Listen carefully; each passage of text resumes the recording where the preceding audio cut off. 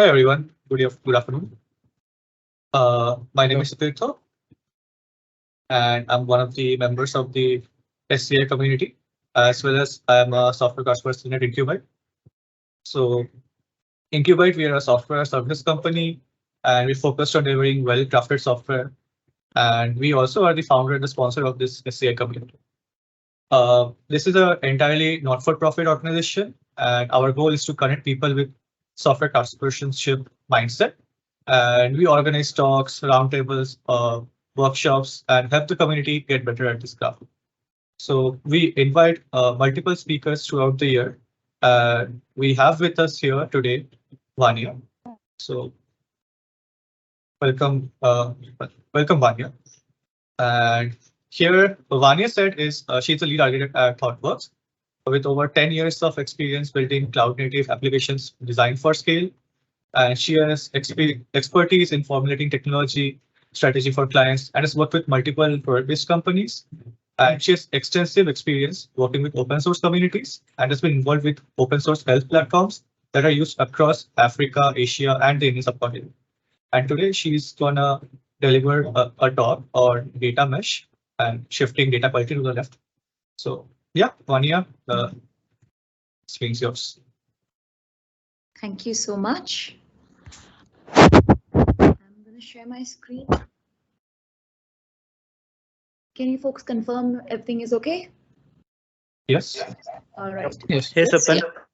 All right, awesome. So folks, I can't see you now because somehow something with Microsoft Teams is that once you screen share, you can't look at the other window, but I would love to keep the chat active. You know, keep your comments pouring, keep your questions pouring. And towards the end of the conversation, I'm going to take time to answer all your queries and questions. OK, so keep it interactive. As I share my experience and thought process and point of view, it would be good to hear your aligned stories, you know, what you have seen in your organizations or in your experience, and keep it engaging. Yeah. And by the way, that introduction that Sutirat used is quite old, but nonetheless, doesn't change a lot. All right, without further ado, I think let's get started. In today's conversation, my primary objective is to shed light on an extremely important aspect of that of data quality, right? And how can we shift, you know, data quality left with the help of data mesh principles. So I will also cover the data mesh principles in brief and try to establish how this can help in actually moving the anchor on quality towards left, that is towards the source systems, right?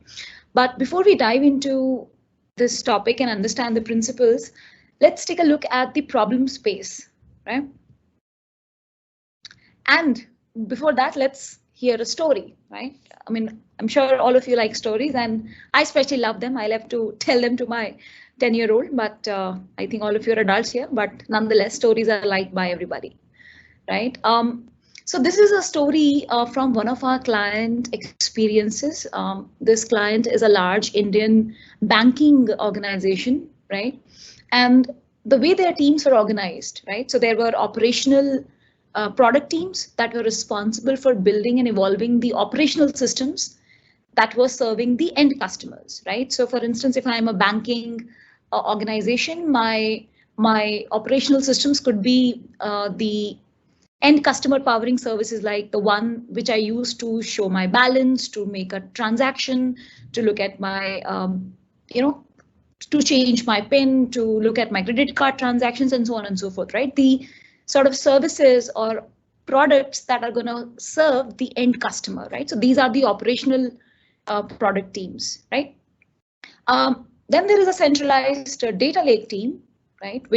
Whose primary responsibility in this organization was to ingest data from different sources, from different operational product teams who were generating transactional data or operational data, right?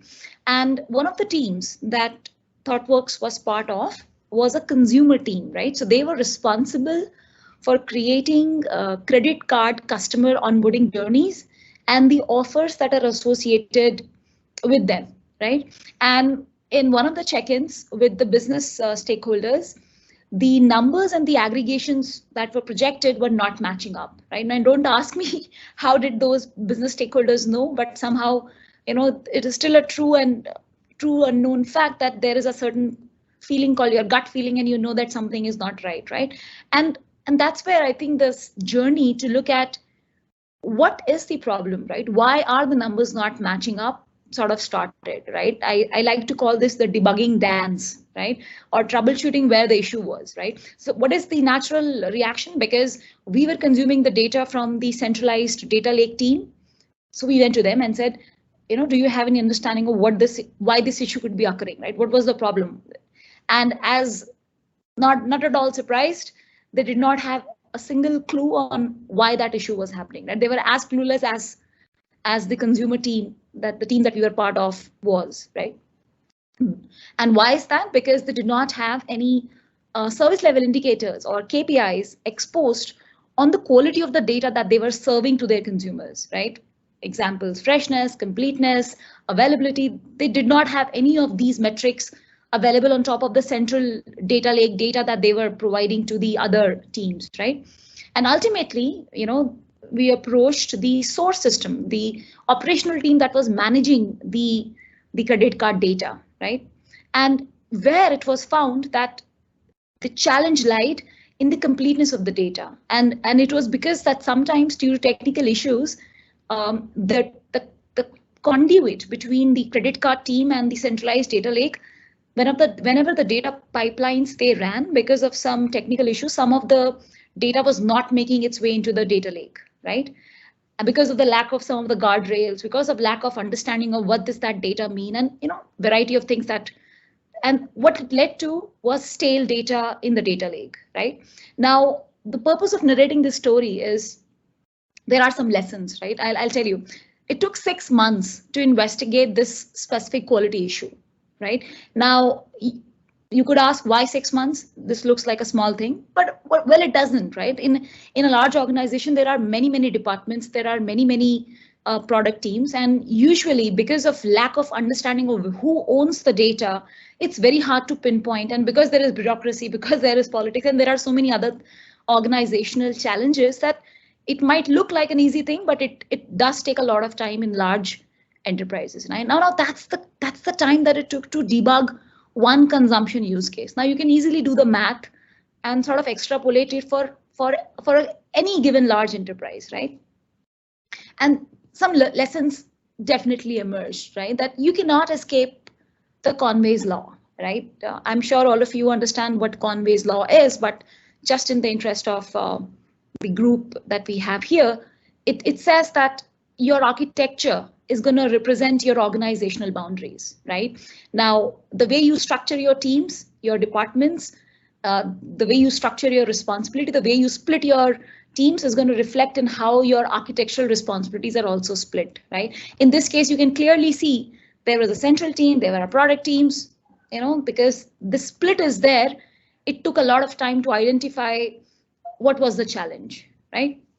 And surprisingly, the most interesting learning in this story is that the data producers, the actual credit card team that was actually producing all of this data, credit card transactions, credit card product information, and blah blah, they were not even aware how their data was being used by the consumers, right? So it was quite an interesting and funny incident, but I'm not surprised, right? This is usually the case across a lot of large organizations, right? And because they were not aware of any consumption scenarios or the needs of their consumers on how they expected the data from this team, there were no quality checks, right? There was no data sanitation. And we saw the Conway's laws in action, that it was a great divide between the data producers and the data consumers, right? And of course, there was a business impact, right? The business critical credit card marketing campaigns that were supposed to go out had to be put on hold because it was not accurate, right? And I'm sure that when all of these things, they do translate to business impact, right? Because it's a revenue impact. If your credit card campaign has not gone live in time, it's a likely revenue impact. So it's very fair to say that bad data is bad for business, right? And with that, I present you the sad truth that despite all of these things, right, there are huge investments that are happening in the data space, right? There is this report that I've attached in this deck that I'm sure the organizers will share with all of you. You can have a look at this report. This is a new Vantage report published in the year 2023 itself. And according to this report, at least the executives and the CDOs that were interviewed as part of this report, across the last 3 years, consistently, there has been an increase in the investment in the data and AI space, right? That it means that data and AI continues to enjoy a strategic position in the boardroom, right? There is continued investment that's happening. You'll be happy to know the number. I'm hoping all of you are data practitioners in some shape and form. 90% of the executives believe that there is increase in investment over the years, especially the last 3 years in the data and AI space. So this is something definitely to celebrate, but yet, right, what is the sad part here is only 20% of the organizations as close to 2023 are saying that they have been able to establish a data culture, right? So that's the contrast that I wanted to present. Although the investments are continuing to grow, but only 20% of the organizations believe that they have been able to establish a data culture, right? And with that, I want to sort of, lay down a hypothesis that the success factor of your data and AI investments is a function of your data quality, right? More or so, not just the historical data, but more importantly, for the new data that your organization is generating, right? So for me, when I talk about any of the constructs in the subsequent slides, please bear in mind that I am a lot more concerned about not trying to fix the quality of the historical data. Probably that's another topic in itself, but more importantly on the new data that you're generating and how can you establish the right guardrails such that we can change some of these sad stories, right? With that, let's talk about the data quality landscape, right? I wish the landscape is as pretty as the one that you see on the screen.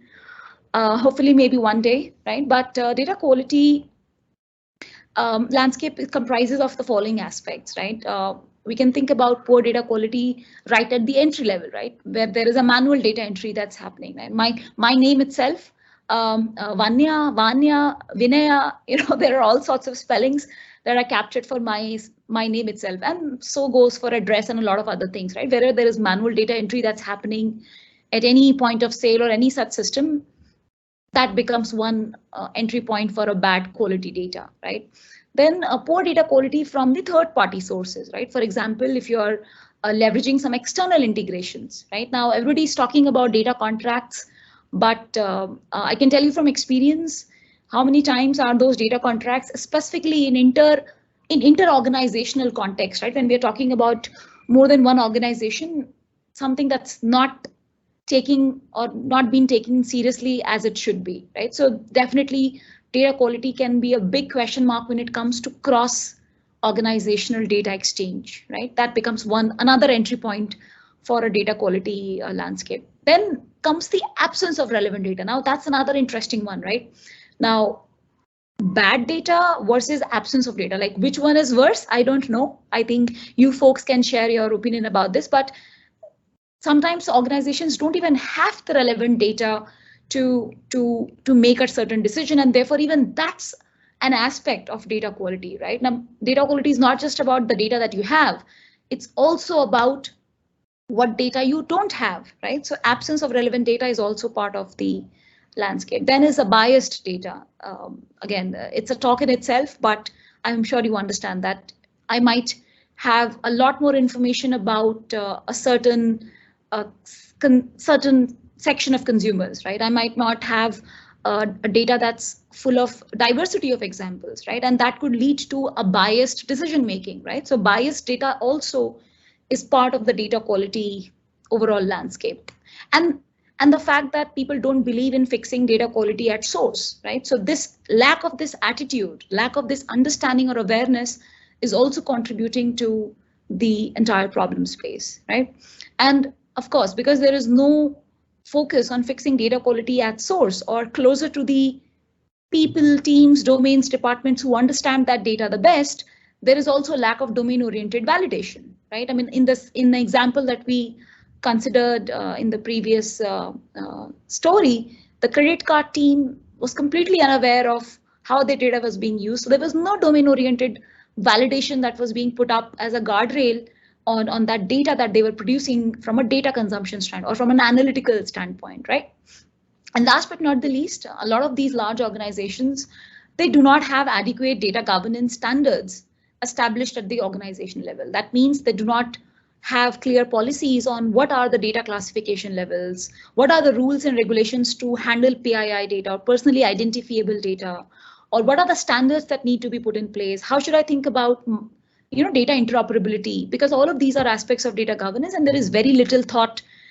Leave the thought aside, there's very little awareness on an important topic like data governance, right? So all of these packed together, in my mind, attribute to your data quality landscape. And I'm going to sort of deep dive eventually in all of these things. But I'm sure if there is something that's coming to your mind, please feel free to put it in the chat and we'll come back to it right now.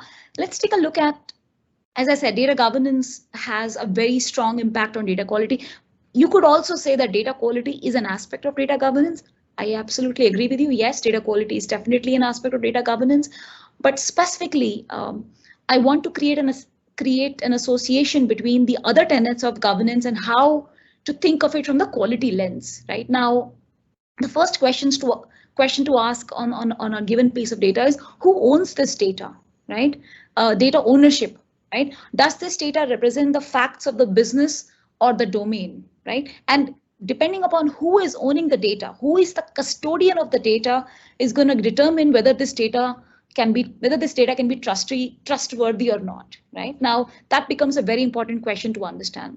Now the second question is, where is this data coming from, right? The data lineage. Now if I am a downstream team and I get my hands on some sort of a spreadsheet or some sort of a table in my data lake, can I figure out where is this data coming from, right? What sort of transformations has this data gone through? Who has access to this data, right? And why do they have access to this data? So these are all the important questions that are associated with data lineage, right? Now, I'm sure you can already make the connection with how these questions are gonna be responsible for the overall quality of my data, right? Then the next important bit is where to find the right data. Now, data discovery is another important aspect in large organizations, for that matter, even startups and scale-ups, that how do I find the right data? There could be a large data lake or a large data warehouse, but how do I get my hands on the right data sets that I'm looking for, right?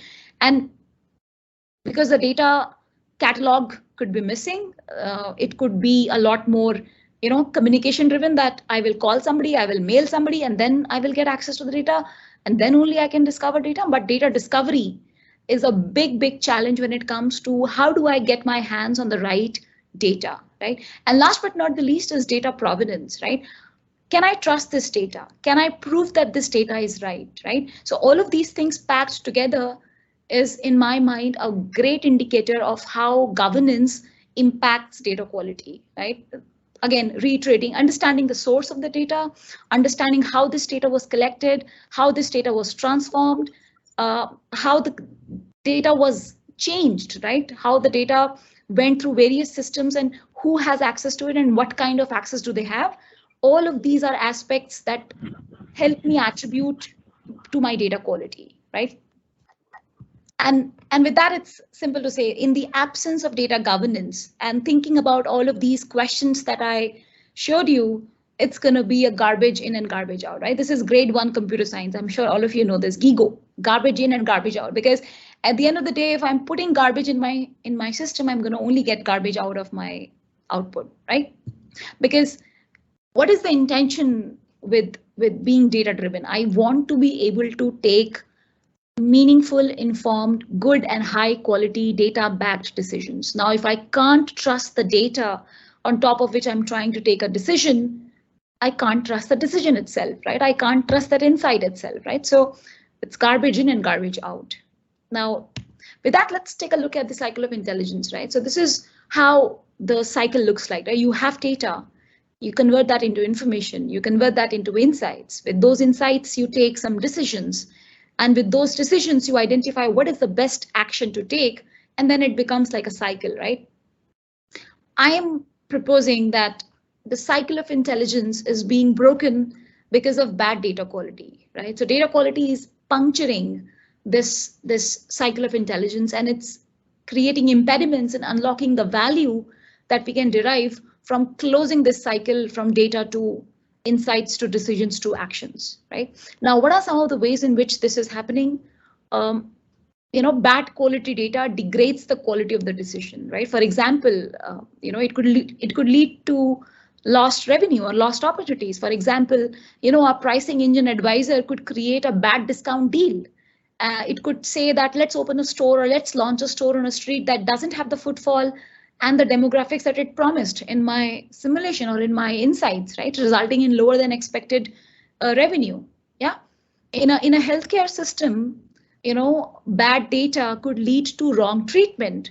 It could lead to wrong prescription, and it could lead even to adversarial patient outcome, right? Even death for that matter. So you can say that bad data is not only just responsible for poor experience, but sometimes even adverse experience for our end customers, right? A bad product recommendation when you're browsing through any retail website, I'm sure is quite annoying, right? So poor experience is just a understatement. I would say that it can lead to a lot of havoc if it's being used in some of the regulated spaces like healthcare and financial systems, right? Now, regulatory non-compliance, right? This is a number that I want to share with you, that one of the largest multinational banks globally was charged 400 million in fines because of the lack of regulatory posture on their data, because they did not have the right governance standards established on where was their data coming from, what was the quality on the data, how was the data collected. All of those things are not in place, and they were fined with $400 million. That's a lot of money, right? So you can say that bad quality data can also lead to regulatory non-compliance, right? And the fact that it could lead to decreased employee productivity. I'm sure you have heard this phrase several times, that data scientists spend 70% of their time wrangling data or cleaning up data, right? And that's a lot of time spent on this activity, right? Now the point would be, how as software people, how as technologists can we alleviate this problem, right? How can we shift it left, right? And that's what we are going to cover in this in the next set of slides. Yeah. Now, before we get to that, let's look at the data architectures today, right? What does the status quo look like? I'm sure all of you are aware of this already. There is an operational world, as we discussed at the beginning. These are the systems that are running the business and serving the end users, right? This is the operational data plane where a lot of transactional data gets generated, data on the inside, right?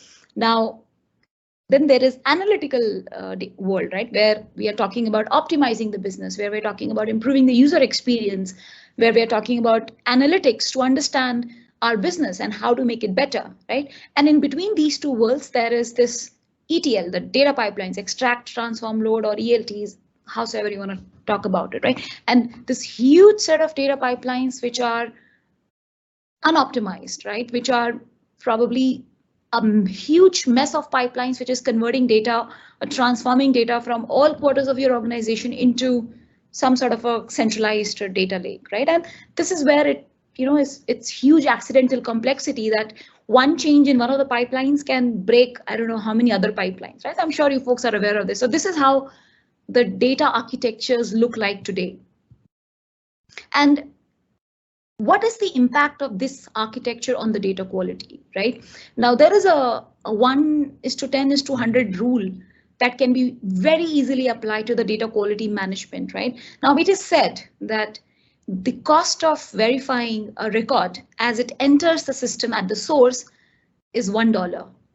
The cost to deduplicate or cleanse it later is $10, but the cost of not doing anything on this quality of this data is $100, because it will lead to loss of potential business opportunities or negative consequences, right? So you can see that the cost of fixing data quality increases exponentially as we go from the source towards more the consumer, right? Now, what are some of the factors that you see on your screen, right? There is a big data or an AI platform team that's sitting right in between, right? who is managed with that, and this platform is usually managed by a very specialized set of people, and they are the unhappy lot. That's how I like to depict them. They are the unhappiest people in any given organization. Why? Because they are the ones who are getting heaps and heaps of data from all quarters of the organization, and it's their job to understand what does this data mean, right? It's their job to understand variety of consumer scenarios who are all coming to them to say that I need this report, I need this dashboard, I need this visualization, but they are absolutely clueless. These people who are managing these centralized platforms, they are absolutely clueless on what are the constraints on this data, right? What does this data even mean? You know, what are the domain specific data quality rules that apply on this data? So they are absolutely clueless, right? And therefore, the innovation agenda on the organizations, it gets stuck. You know, there is a queue sort of a syndrome that your request is in line, you know, you're waiting. And that's where we say that, you know, such architectures or such organizational setups lead to lost opportunities, lost agility, because we are not able to respond, you know, in time, because we are waiting on a centralized team to help us validate our hypothesis, to help us take a decision, to help us create or assemble the right data in the right shape and form such that I can take that decision, right? So I'm sure these are not new things, but I'm just trying to reinforce that these are the challenges that a lot of large organizations across the globe are struggling with. But having looked at all of those things, right, what does this number suggest, right? This number again is taken from the same report that I was talking about earlier. Even in the economic headwinds that we face now, right? Even in this downturn, 78.7% of the organizations, they want to invest in data quality, right? So that's something to really be happy about. But and it shows that why data quality is such an important aspect of becoming a data-driven organization, right? With that, let's take a look at the data quality tenets. These tenets are self-explanatory. I'm not going to spend time in explaining all of them. But when you look at quality, I invite you to unpack quality across all of these 7 dimensions, right? And there are more probably, because one thing to remember is that data quality is always contextual, right?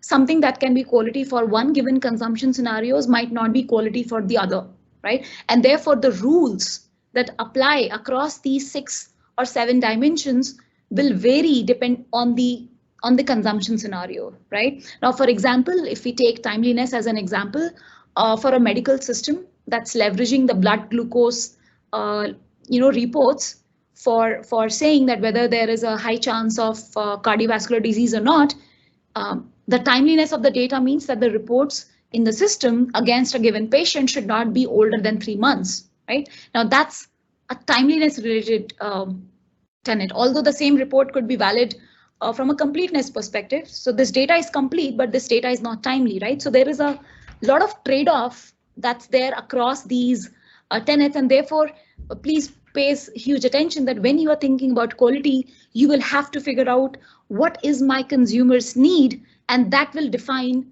what does timeliness mean, what does consistency mean, or what does completeness mean, right?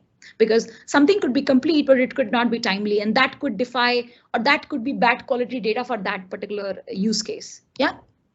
With that, let's talk about the principles of data mesh. I'm gonna try to briefly squeeze in these concepts so that you can understand.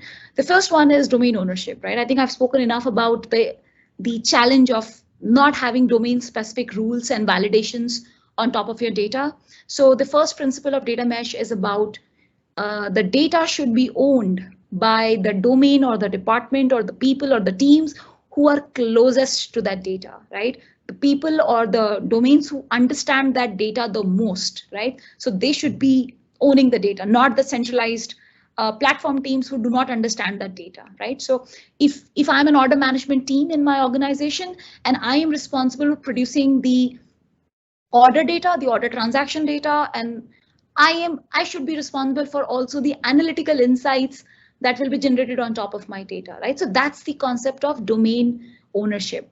The second aspect is that of data as a product. Now, I think this is the key principle, and it's a very important one.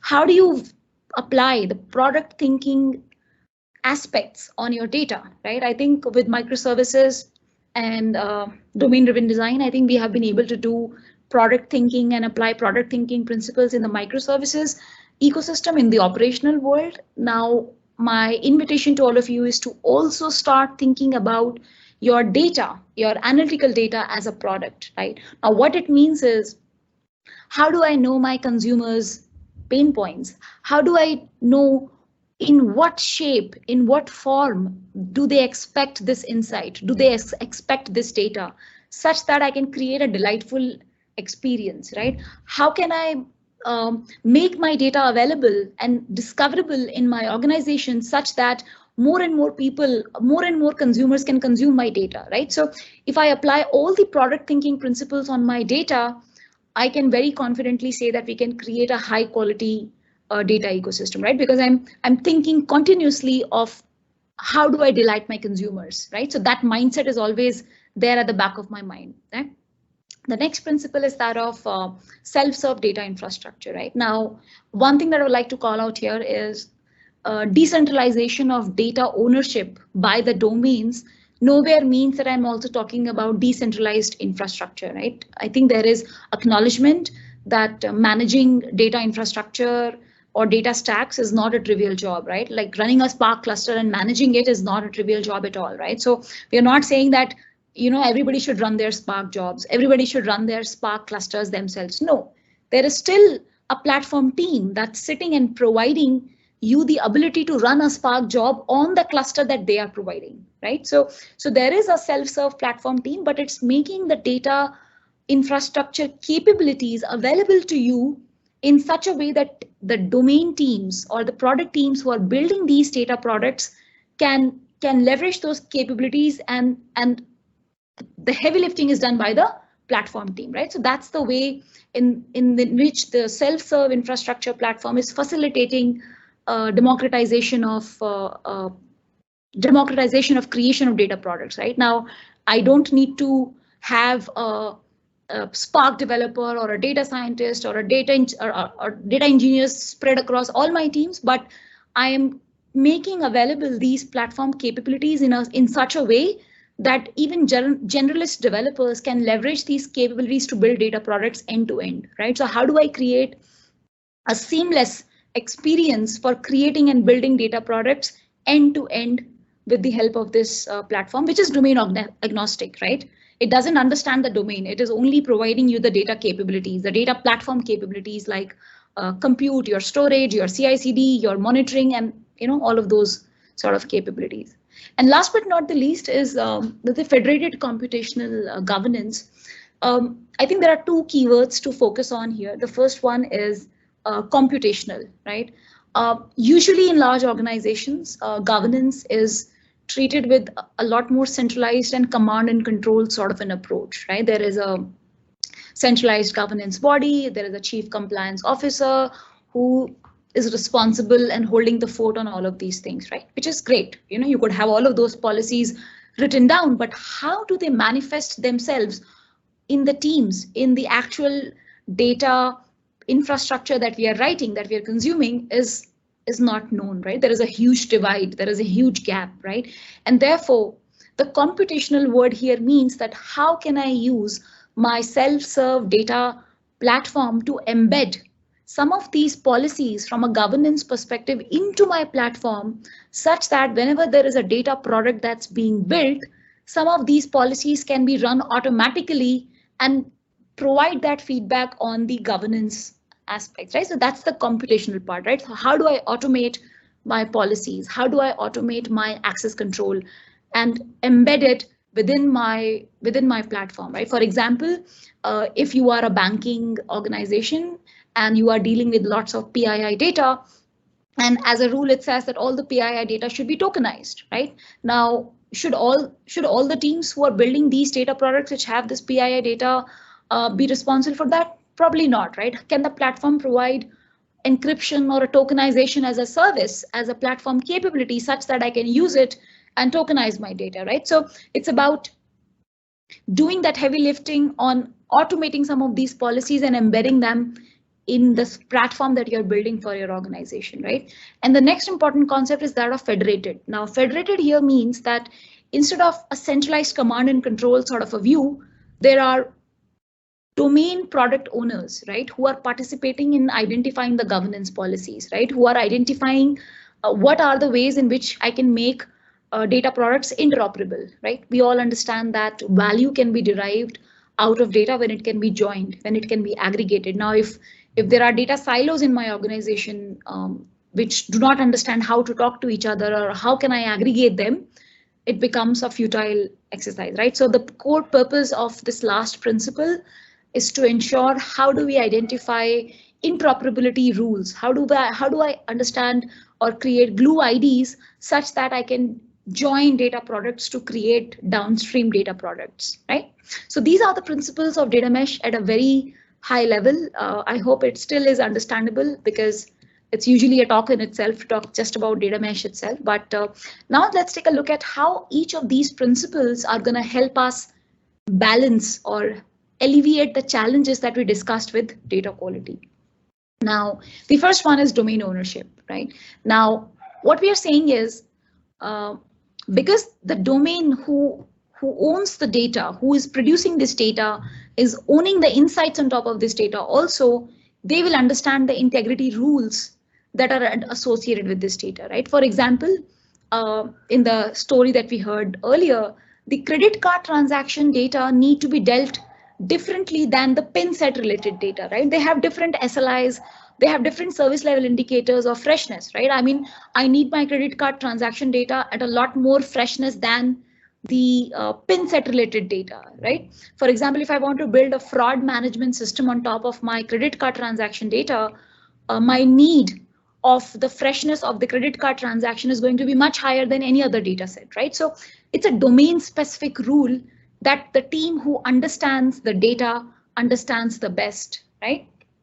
Now, another example of this could be while I'm trying to predict, a customer churn, say for an insurance domain or a banking domain, only the last 1 year worth of data makes sense from a timeliness perspective, right? Because even if I have 5 years worth of data, but if I don't have the latest last 1 year of data in a correct fashion, the churn rate that I'm going to predict is not going to be up to the mark, right? So from a domain perspective, now again, this is a domain specific rule, right? That when I'm trying to predict customer churn, the last 1 year data boundary is something that's going to result in a good quality decision, right? Now imagine a centralized platform team, can they possibly know all of these rules that are available or that are associated with all of this domain data? It's extremely hard, right? And therefore, this domain ownership tries to create that same level of integrity validation of from a domain perspective for that data, right? How can I effectively detect and manage bias, right? Now, if I have my credit card information and credit card transactions, and if there are specific patterns on what should be the credit score or what is the credit score that I'm giving to a male or a female based on their transaction history, in one of the examples that happened with a large organization, I'm not trying to name them, it's publicly available. They started giving a low credit score to all the women who were trying to apply for their credit card, right? And that resulted in a lot of hue and cry in the public domain, right? So you can see that although they were taking a lot of precautions, because a lot of these things are not managed, the bias was not effectively managed at the domain level itself, it led to some of these challenges, right? And with that, we want to say that there is high quality data by default that's always available. And the data validation is also happening on incremental loads, right? Because you're closest to where the data is getting generated, you can always make sure that data is incrementally getting validated from a domain perspective, right? And when something gets broken, the turnaround time can also be really fast. So this is another view to look at, how this mesh can be evolving. Right? If you see, this is nothing but a mesh sort of an ecosystem, right? There is a source domain where we are talking about source aligned data products, and there is intermediate consumer domain where we are talking about intermediate consumer aligned data products. There is a fit for purpose, and then there is the end where the consumption actually is happening from a reporting or some recommendation engine. Another example here could be, I want to understand what are those product categories that have a high return rate, right? And I want, in my retail business, I want to prune such sellers who have a very high return rate on some of their product offerings or product categories, right? Now, if I map this entire journey from a data perspective on this sort of a graph, I would say that from a source perspective, I need the product information, right? The product rules for return, because some products can be returned, some products cannot be returned, some products can only be replaced, right? So the product information about the rules of return probably is a source aligned information that I need, right? Then I need the order return codes consistency, right? Now, if the return is happening on a given item in a given order, then am I consistently recording that a 1 means the product was faulty, a 2 means the product was not of the right fit, 3 means something, right? So there is consistency on what each of the return codes actually mean at the source itself, right? Because I understand that data, I generate those return codes, so I need to ensure that there is consistency in my data at the source level itself, right? Now, if I move a little forward, probably I need an intermediate product where I sort of combine the product category and the associated return codes. And based on this information, my objective is to find what is the top product category and the associated return code, right? So this becomes some sort of a fit for purpose report that I am creating in the third, segment in this mesh sort of. Again, this is a very simple example I'm making. In no way does it directly apply to your organization, but this is just for an example mapping of how a mesh in a retail domain can look like, right? Now, at the last layer, I could have, forecast. As I said earlier, I want to forecast those product categories so that I can identify the sellers who have high return rates, right? So that I can probably prune those products out of my catalog such that I increase my business and reduce my return rates, right? So this is about operational efficiency. This is about building a system such that I don't show such products to my customers which have a high return rate, right? So you can see how this cycle is getting closed by the end, because at the end, in the operational system, I can create a service which is creating this recommendation, which is probably filtering out those products, right? So, but the point of this particular slide is that at each level, at each step, source domain, intermediate consumer domain, fit for purpose domain, there is data quality by default, because the data product owners or the teams who are building those data products are verifying from a domain perspective what data quality means for that particular data product based on their consumption patterns, right? And these are some of the ways in which the tests can be thought of, right? There are unit tests at the domain level for the data. You can test your transformations, you can test your engineered features for your feature stores, right? You can think about adherence to the schema. You're thinking about what are the right features that I'm creating and the values that the features can have, right? Schema versioning and the compatibility. And then I have, at a data pipeline level, probably my integration test. Now I could do my integration test with a small amount of data. It could be production-like data that can be generated so that I can check at an integration level the flow of the data in my pipeline, right? Now here itself, I can look at my privacy adherence controls, right? That my system is adhering to the privacy controls that are required for my data product, right? On-demand quality checks can also be run at the data pipeline level, right? So if you see from a pyramid perspective, the idea is to focus a lot more on unit tests with mock data for your transformations, for your engineered features. You go ahead a little bit, you reduce the space for data feature and feature validation. And as you go towards the top, which is when your actual data pipeline runs, when actually data flows through your pipelines, you can do some integration test as well, right? So this is how the pyramid needs to look like.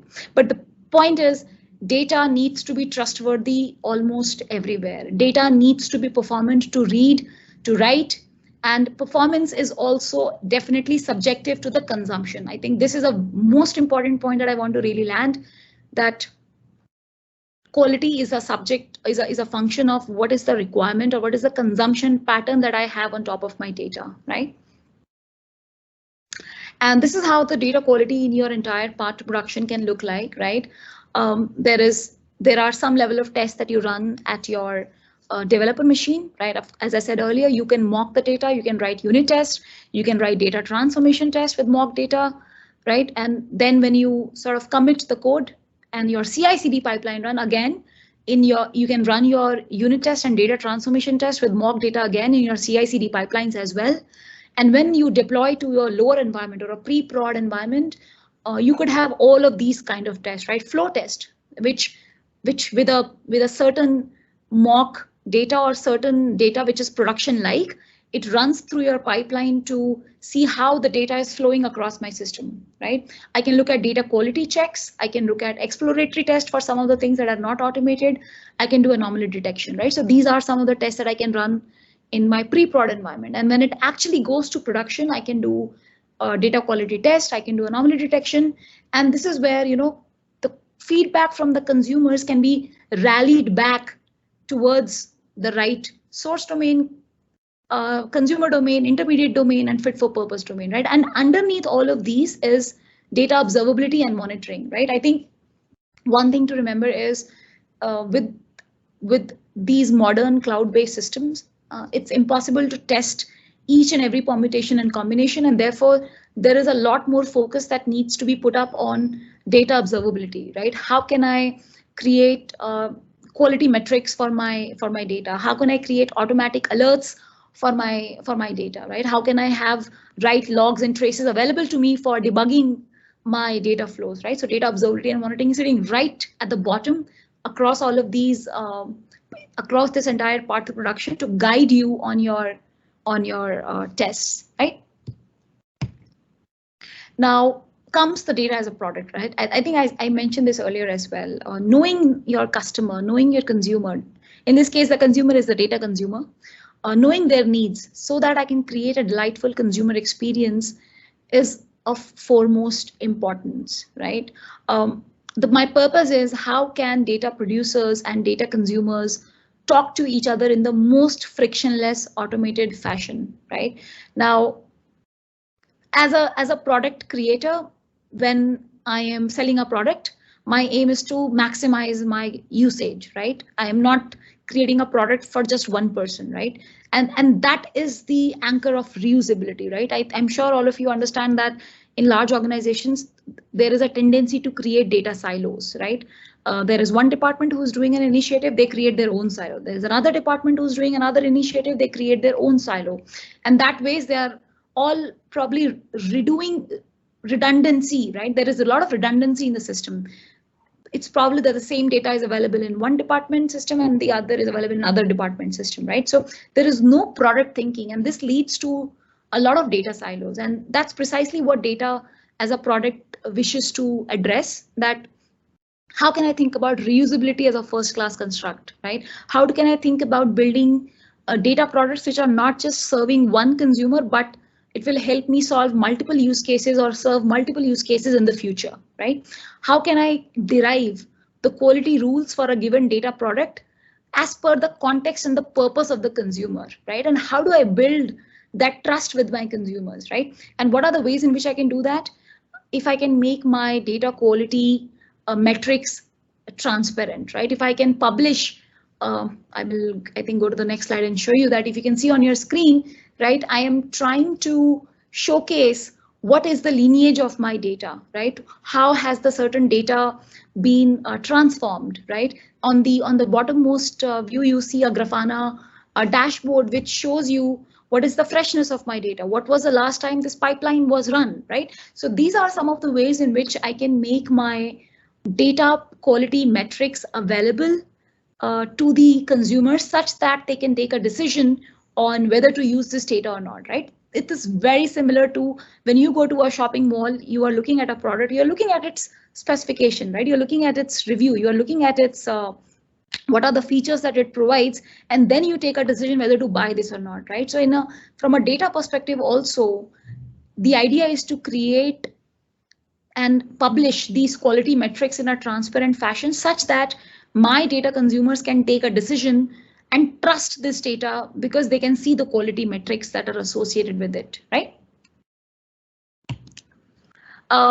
Next comes the self-serve data platform. I think, as I was mentioning earlier, the self-serve data platform exists to do the heavy lifting for my entire data ecosystem, right? Now, we keep speaking about domain-specific data quality validation, right? Now, does all the domains, all the product teams should invest in their data quality frameworks? No, right? The platform team can build a domain agnostic data quality framework, which can be a platform capability to the product teams, and they can use that framework to supply their quality rules, but the platform will do the heavy lifting when the data enters the data pipelines to run those data quality rules and make sure that right feedback is given, right? Now, the other aspect is the data platform can provide a highly available data catalog, right? I was talking about data discoverability when we spoke about data as a product, right? So how can the platform team provide a highly available data catalog where the data product producers can publish their information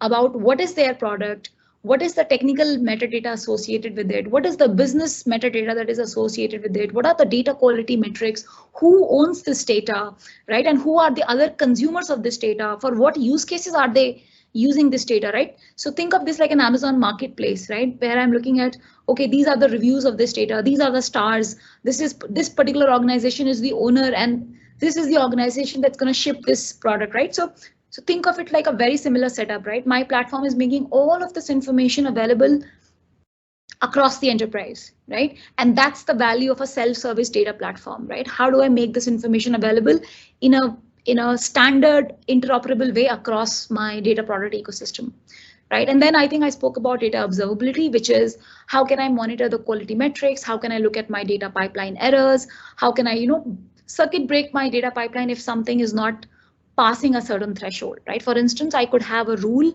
that if 5% of the credit card transactions do not have some specific attribute, you fail the pipeline, right? Now that's a rule that I'm applying or trying to apply on my data such that I am not passing or not letting pass any incomplete data into my system, right? So you can see that all of these rules are getting applied on my data, and I'm getting all of that information in my logs, in my audit traces, in my log traces, and I can make decisions very quickly on why did the pipeline fail and make that data correction change, in the source system, and then again rerun the pipeline, right? So you can see that a lot of pain can be taken away if all of these platform capabilities are available in your data ecosystem, right? This is a very simple exemplar setup of one of the clients that we helped establish a data quality platform for them, right? The domain teams used to provide the entire metadata or the rules that were required, and based on that, the rules were executed and the data was sort of positioned in a Kafka queue, and that's the way right quality data was made available as an event stream, right? This is a very simple setup.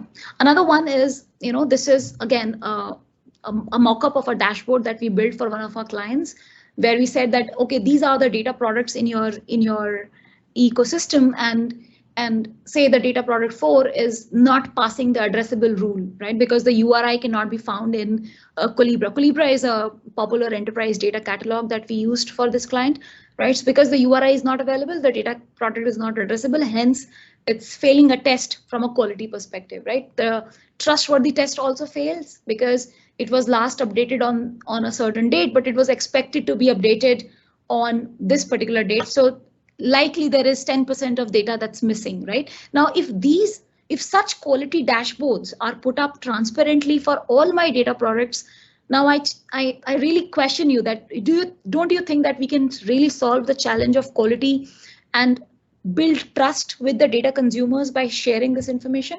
I believe so. We have been doing this for a lot of our customers, and I hope that you can also learn something from this and evangelize this further. This is a very simple exemplar self-serve data platform. This is for one of our customers. All of these toolings or set of tool technologies that you see on the screen have been used across. There is Immuta for data access control. There is Colibra for data cataloging. There is Monte Carlo for data observability. There is DataOps for data pipeline CI/CD, and there is Snowflake for compute and also computation, and there is Tableau for reporting, and so on and so forth, right? So this is a snapshot of an actual self-serve data platform that we ended up building for a large customer of ours from a European region. The last but not the least, federated computational governance. As I said earlier, this is about establishing rules and then using the platform to automate those rules such that you can lower the barrier of making sure that your policies are not just on paper but actually getting applied to your data ecosystem, right? So how do I establish mesh level data quality standards where I can derive consensus from the various domains who are participating in that ecosystem, right? How can I create globally applicable quality rules and also have the ability to add locally applicable rules, right? And establishing mesh level data interoperability standards. How do I think of my naming conventions?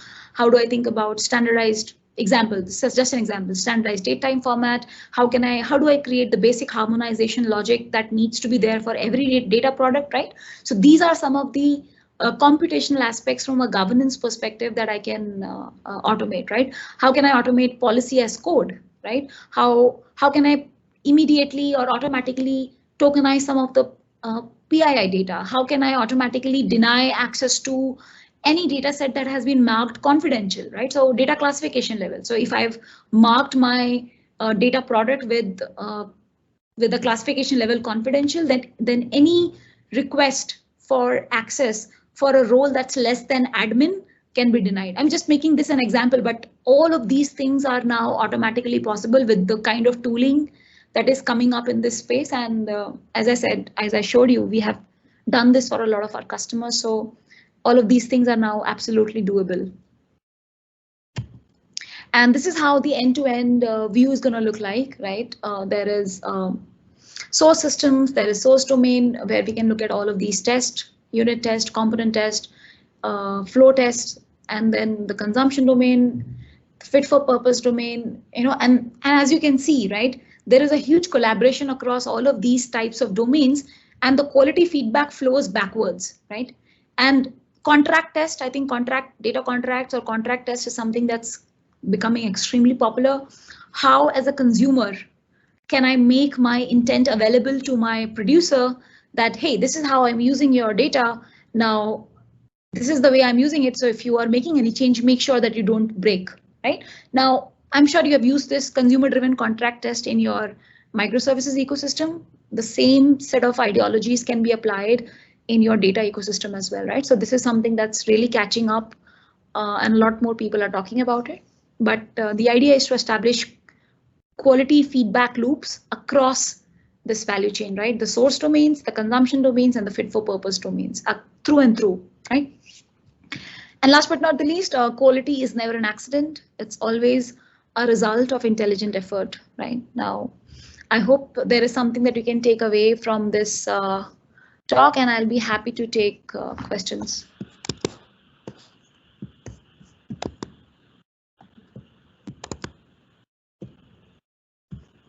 So we do have a couple of questions in the chat.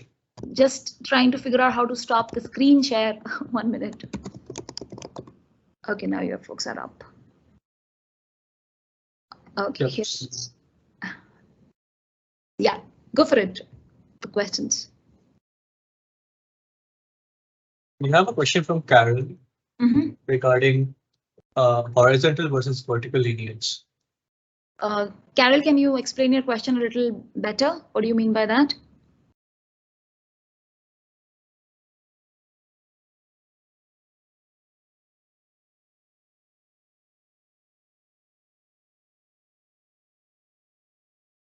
Seems like that person has left the call since then.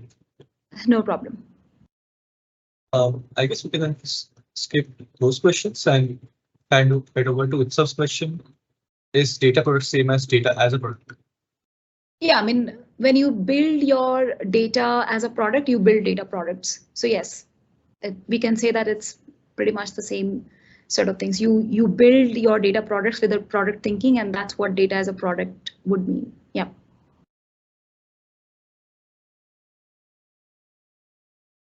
Utsav, do you have any follow-up or like are we put on that? Yeah, that answers my question. Thank you.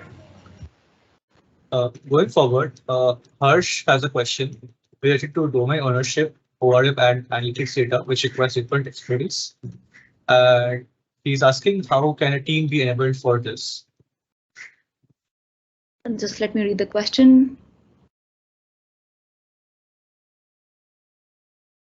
Yeah, so that's a very good question, Harsh. I think that's a common challenge that we hear across organizations. But the way to think about this is enablement, right? Can your platform team look at the ways in which it can enable the teams from a generalist point of view to make sure that that skill is also available, right? And if I'm building my platform from a product perspective, right? Like if you build your platform as a product, you make sure that you keep your developer experience at the center of it, right? And when you're thinking about the right developer experience, you will build it in such a way that it becomes a lot more easier for the people who are handling or creating the operational systems to also start using these capabilities to build data products, right? So the idea is to lower the friction such that less and less specialization is required in the teams to build data products.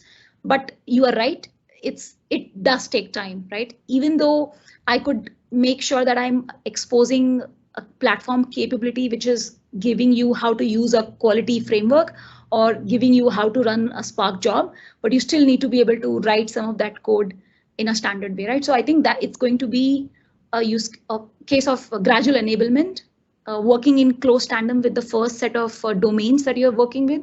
I think I love to say this often that you can't change your entire organization in one shot, right? So you will always identify, a specific business area, a specific business use case, and then you will work with a couple of the teams to enable them on this, right? And that's how you will scale this enablement across your organization to embed that thinking, because you're right, immediately the product teams will not be able to embrace, hey, what's my incentive to even do this?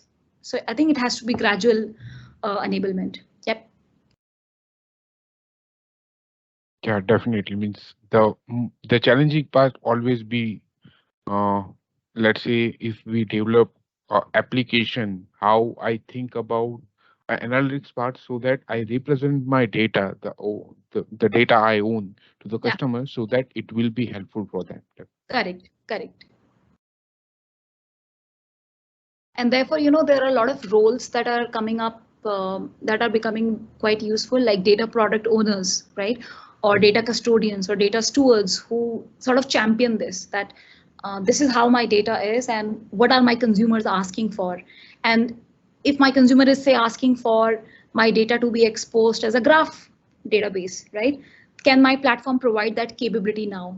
Right. So I think it's a long journey. It's not a switch button that you can just push and everything magically transforms, but it does take a lot of people conditioning and a lot of heavy lifting by the platform team to actually get to this level. But I can assure you it's doable. And this is something that I encourage all of you to think about. Yeah. Sure. Yep, we have a question from Narendra next. When working with an enterprise with a legacy product, which is undergoing modernization and being rewritten, what are some stopgap measures to prevent bad data from being created? So let me read it once again.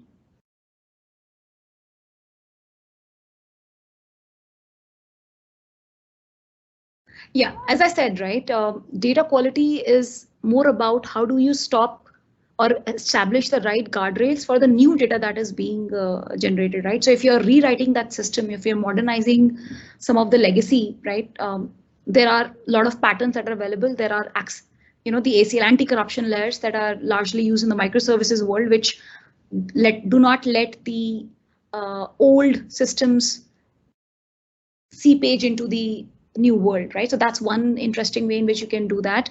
Besides that, based on the new system, if you can establish the right guardrails as the data gets generated, for the various examples that I showed, right? Data quality test in your developer machine, data transformation test at the integration and data integration test. And there are lots of tools and frameworks that are available in the space now, right? There is Great Expectations, there is SODA. All of these are fantastic tools that can be used to actually write some of the quality rules and make sure that your data pipeline stops if the data is not it's crossing some of the rules that you have codified in your pipelines, right? So I would say the best way to do that is to not think of stopgap measures, but start thinking of establishing the right guardrails with the right quality rules in your system to not let bad data seep into your system.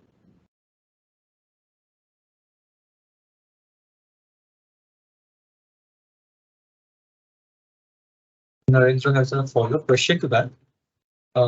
Is there a sample resource out there with real tests implemented to understand better? Sorry, say that again. I couldn't. There is a follow-up question for Narendra.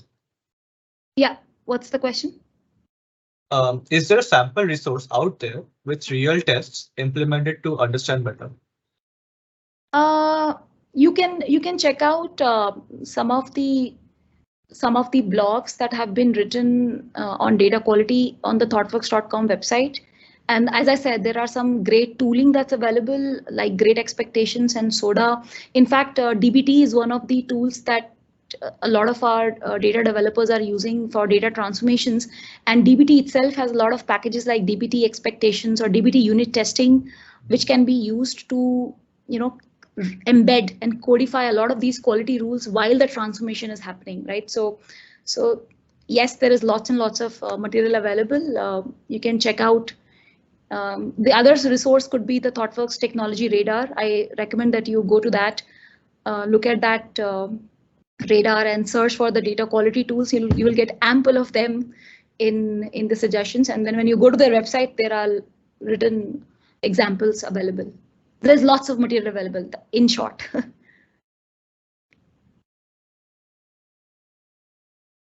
Moving forward, there's one more question from Richard. Should we prepare our data sources and ensure quality as a prerequisite, and then work about implementing data mesh to ensure data quality? See, data mesh principles is what I wanted to sort of highlight to make you understand that it can help you, alleviate your data quality concerns. But is that the only way to do it? Absolutely not, right? The idea is when we are thinking about data quality, it needs to be thought through at all levels, right? There is a source system, there is a source domain. They should think about the data quality rules. If there is a consumer domain where it's probably combining or aggregating data from one or more upstream domains, that combination now should think about data quality, right? So at each step, there needs to be a data quality hat that somebody needs to wear, right? Whether it's the data product owner or the data product developer, but everyone in the team needs to think from what is the purpose of my data? What are those constraints that I need to make sure that data always serves such that I have data quality by default, right? And if we can achieve that, Richard, right? If we can make sure that that thought process is there with every team. So if I am a team, and I am building 5 data products, 2 of them are source aligned, 2 of them are consumer aligned. Now, can I hold the data quality rules because I understand the data, right? I am the owner of this data.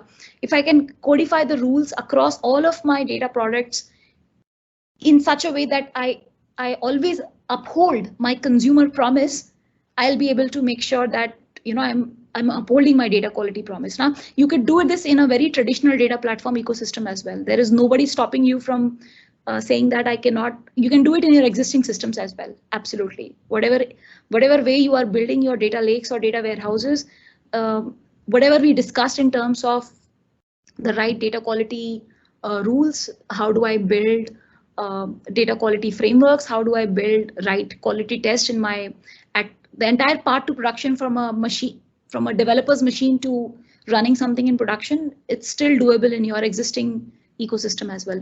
Data mesh is not a prerequisite, it is just a way to expedite that journey.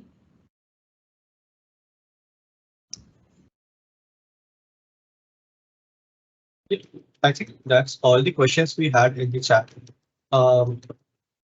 Does anyone have any other questions or clarifications? Yes, Sujatma. So I just had a short question. So oftentimes with shifting left, the major challenge is about balancing the short-term business goals over this process of shifting left, right? So is there any practice or is there any ideas or methodologies that one follows so as to show the impact of shifting left or show the importance of shifting left over just focusing on short-term needs that the business has oftentimes? Yeah, I think that's again a good question. There is always going to be that trade-off, Rajesh, right? There are operational deadlines that you have to meet. This service has to go up, this particular feature has to go live, and all of those things. And amidst all of this, something like data quality can take a back seat, right? But my invitation to understand that unless we have right quality data, it will be very hard to build right quality decisions, right? And I can tell you that there is no magic bullet. It takes a courageous executive at the top who understands the value of data quality. It takes a courageous team on the ground who understands how to implement it from a technology perspective. So I think there needs to be synergy from your leadership. There needs to be synergy in identifying the right teams who have the right skills to be able to pull off something like this. So short-term business gains will always be impeding all of these initiatives, but it takes a courageous executive, is what I like to call them, to say that no, this is also important, and prioritize some of these things. So what I meant is along the lines, so for that executive to make that decision, he needs some sort of confidence or some sort of data. As developers or as team or data engineers, can we do something to bring that confidence? Yeah, I think that's related to how your data products are adding or creating business impact, right? So if we can create an association to how your data products are helping your business, right? So it's about value articulation and it's about measuring the value, right? For example, in the example that I took in my talk was there is a product return, right? In a marketplace or a retail sort of a setup, I want to look at or forecast what are those products or sellers, product categories that have a high return rate chance, right? Now, if I can prove that to my business executives, see, there is this data product that's creating these recommendations which are being used by my recommendation or product teams to filter out those products. And over a period of time, you can show a decline in the return rate of for that business category. That's an indicator that this is helping, right? So in my mind, it's always going to be about how do you associate or establish a connection between your data initiative and the business value. And therefore, there is a blessing always required from the business. It can never be an IT initiative alone. I can assure you of that. It always has to be a business decision that we want to solve this business problem.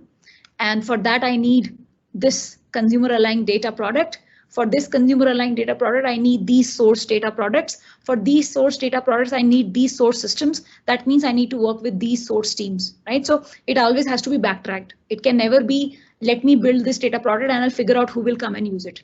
So the idea should always be build the data products based on what is the most impactful business case for your organization, right? So if you follow that thought process, you will always be able to articulate why this is helping, and that's how you will build that trust with your stakeholders. Does that answer your question, Rajesh? Yeah, so it's Josefa. Sure. Feel free to reach out on LinkedIn. We can have a conversation about this. again, there is no, I think I need to understand maybe your context a little better. What is the premise of this question? But business decisions, business stakeholders need to understand the impact on the business. Then only they can help you with this. And of course, they need to be courageous as well to say that, yes, I want to put my bet on this particular thing. Also, just another short question. We talked about biases for a little while, biases in data. Yeah.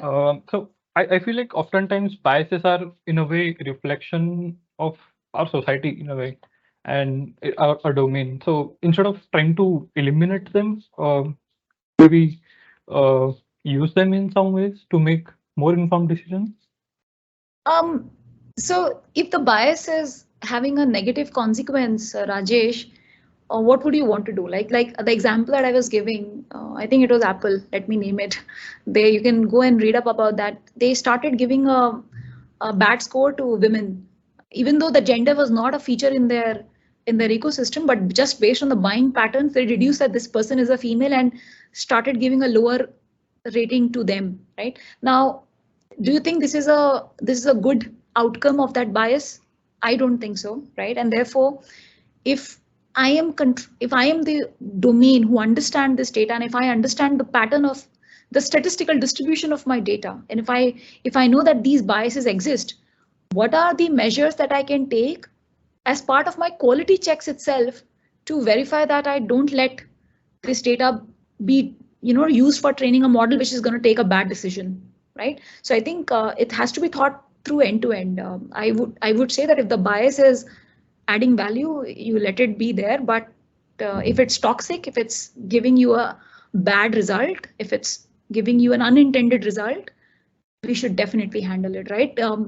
Another example, I think we did this experiment in our organization. I think several others have done to profile the GitHub profiles of developers and see if they are fit for our organization. Now, a lot of women might not be very active on GitHub in building side projects because of the known reasons of our society, as you said, societal biases and norms. But does that mean that they don't deserve to be working for a given good organization? I don't think so, right? So if the recommendation system is only producing resumes of all the males and not identifying any female resume, that's a bad consequence for my organization, right? And that's where it becomes a question of data quality on how did you let pass that data to train your model, right? Or what did you do from a quality perspective to make sure that that bias doesn't percolate in your model, then it takes that bad sort of an inference, right? So yeah, I hope that answers the question as well. Yeah. That was an amazing example. Really thanks for that. We have one last question from Rajesh in the chat. According to data mesh, the data quality rules or checks are created by the domain or source team. Should the centralized team be aware of these rules? The centralized team is providing that framework, is providing that language, to write those rules. So they don't necessarily be aware of those rules, but they need to be aware of what are the ways in which the product teams are using their framework, right? So if I am a developer of a platform, right, my consumers are my developers in my internal organization. Now, unless I understand the way they want to use the system, the way they want to use the capability, I will not be able to build a good system, right? So therefore, their understanding of the rules is not from a domain perspective, Rajesh, but their understanding of the rule is from the pattern perspective. What are the ways in which variety of product teams are using my framework to author the rules? Yeah.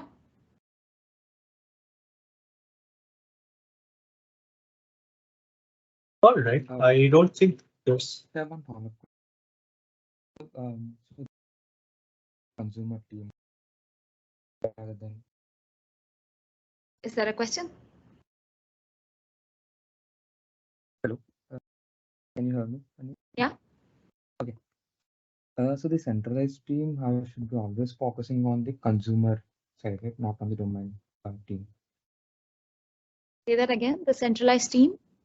So the centralized team should always focus on how the data is being used by the consumer side, not from the domain side, right? Which centralized team are you talking about? The existing data architecture centralized team or the platform team that I just mentioned? The platform team. The platform team, what's the name of the person who's asking the question? Rajesh. Rajesh. Rajesh, the platform team is focusing on providing equitable platform capabilities. Now, whether you build a consumer aligned data product or whether you build a source aligned data product, that's not their concern, right? As long as there are guidelines that are established in your organization on this is when you create a data product, right? Or this is how you create a data product, or this is the blueprint of a data product.